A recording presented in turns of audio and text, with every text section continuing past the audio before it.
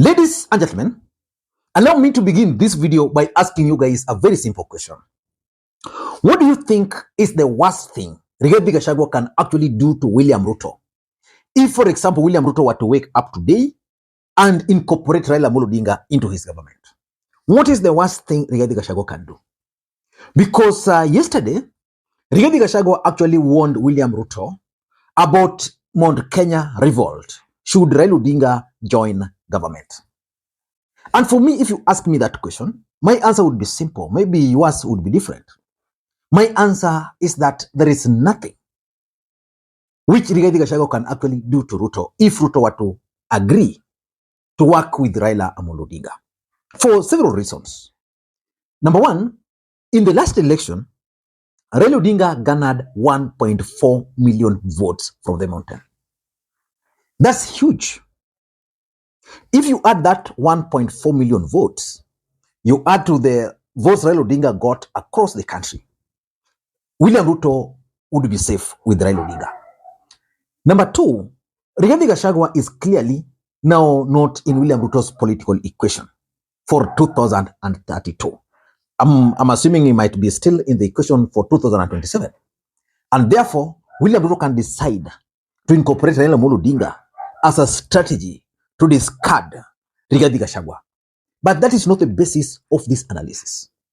In this analysis, I want us to look at the main reasons why Rigathi Gachagua actually tried to blackmail William Ruto using Mount Kenya. I want you guys to pay very close attention to William Ruto's statement today or speech today in Homa Bay. Just pay very close attention to what William Ruto is trying to say and then add to William Ruto's statement yesterday in Siaya when he actually responded to Rigathi Gachagua about the shareholding. Huyu wanga anazinda akiniambia ati sisi ni watu ya baba. Sio ni sawa? Si hata mimi nilikuwa mtu ya baba? Ama? Kwani mtu ya baba ya saa hii na mtu ya baba ya zamani si the same? Ama namna gani? Na mimi nauliza nyinyi. Ndio Raila aitwe Prime Minister leo. Nani alichangia hiyo kazi? Si ni mimi? Mimi niwaulize tena. Siku ile sisi wote tulikuwa tunasaidia Kwambo. Si tulikuwa tunatafuta kiti ya rais? Sisi wote. Sasa mimi nauliza nyinyi, kwa hii uchaguzi ilikuwa imepita. Watu wa kushindana kwa hiyo kiti walikuwa wangapi? Si ni mimi na Kwambo. Tulipata hatukupata? Sasa shida iko wapi? Shida iko wapi? Si tulikuwa tunatafuta kiti ya rais na tumepata. Sasa tuungane tupeleke Kenya yetu mbele. Si ndio? Ile tu deni bado mimi niko naye na nitauliza Agwambo. Unajua mimi nimepigia kura Agwambo. Na Agwambo hajawahi kunipigia kura. Sasa namngojea 2027. Kwa sababu sasa kama yeye is not running, si mimi nitashindana na Kalonzo. Huyu Kalonzo kweli mkiona na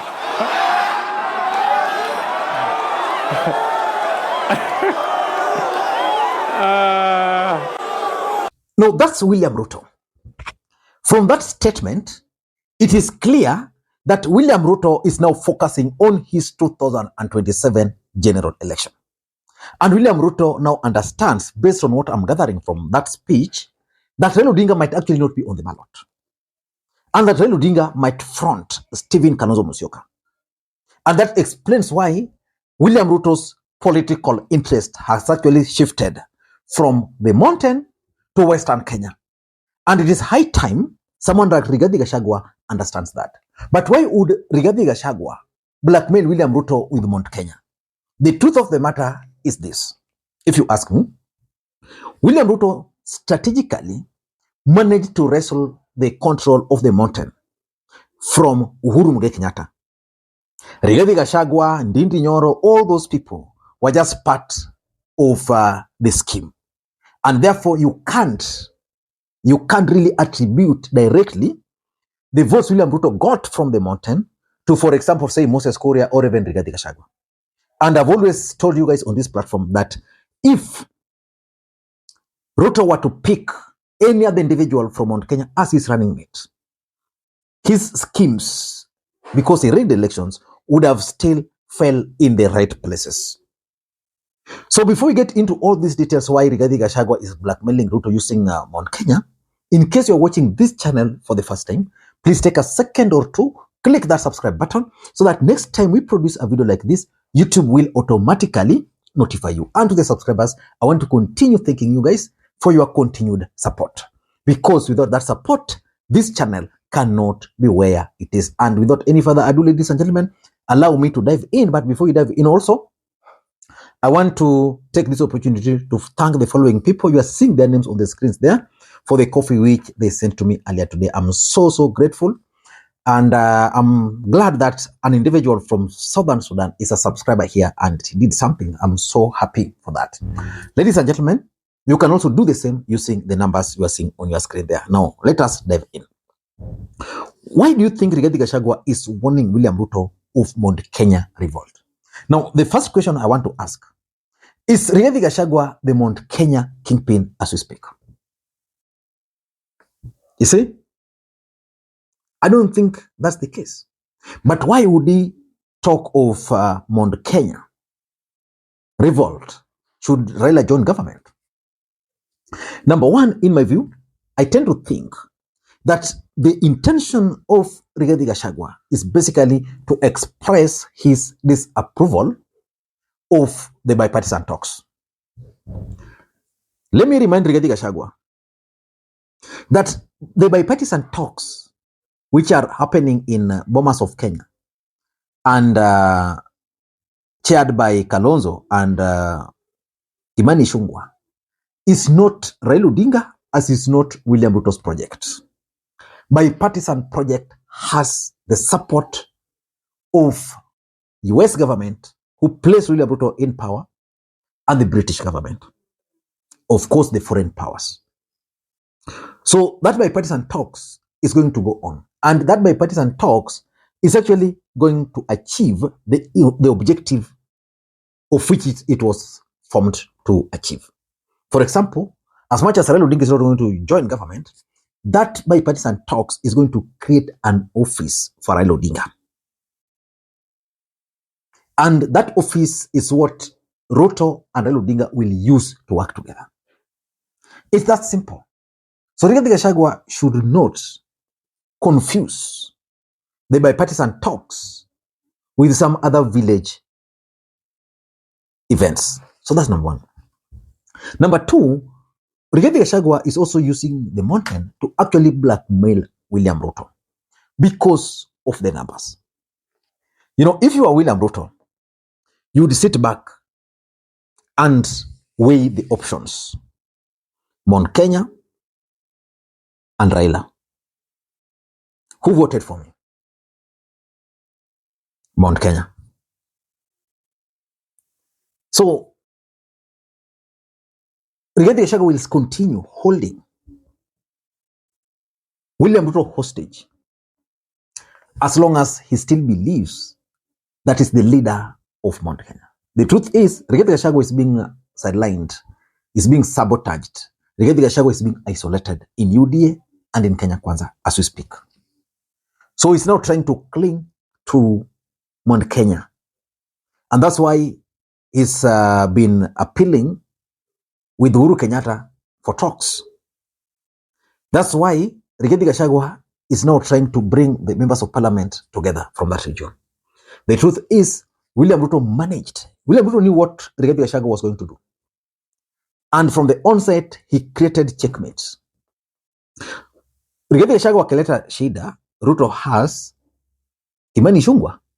And that's why Kimani Ichung'wah is focusing on that bipartisan talks. Don't think that Kimani Ichung'wah will not implement what William Ruto is telling him at the bipartisan talks. William Ruto also decided to checkmate Rigathi Gachagua using, you get me? Moses Kuria in the cabinet. Of course, Moses Kuria has now, you know what happened there. And of course, there's also Ndindi Nyoro. If you ask anybody from the mountain, they will tell you that Ndindi Nyoro is the next kingpin. But we are also seeing emergence of Maina Njenga. Today, Maina Njenga stormed, where was that? there was some event somewhere in the mountain. Maina Njenga stormed that event. He was received like a hero. The truth is, probably someone is also behind that. So the truth of the matter is just trying to blackmail. Number three, Rigathi Gachagua is talking the way he's talking because he has an interest of sustaining that anti-Raila Odinga narrative in the mountain. You see, in the mountain, you can come up with anti-Raila Odinga's narrative and it will succeed. If the mountain voted for Ruto to punish Uhuru, Rigathi Gachagua is looking for Uhuru for talks. Why is he not comfortable with Raila Odinga? The truth of the matter is that he wants to sustain that anti-Raila Odinga's narrative so that in case of a fallout, he can go to the mountain and convince them that I fell out with Ruto because after we voted for him, he decided to go and look for Raila Amolo Odinga. I'm not sure whether that anti-Raila Odinga narrative is going to work because Ruto knows so well that Raila Odinga is there. He has options of supporting either Kalonzo, and he also understands that the country is actually failing, that William Ruto's government has failed. And lastly, if you ask me, Rigathi Gachagua is just reminding Ruto about the politics of betrayal. If, for example, William Ruto decided to rally the mountain against Raila Odinga because he had the handshake with Raila, Uhuru and Raila, Rigathi Gachagua is telling him, if you also do the same, I'm going to do exactly what you did. I'm going to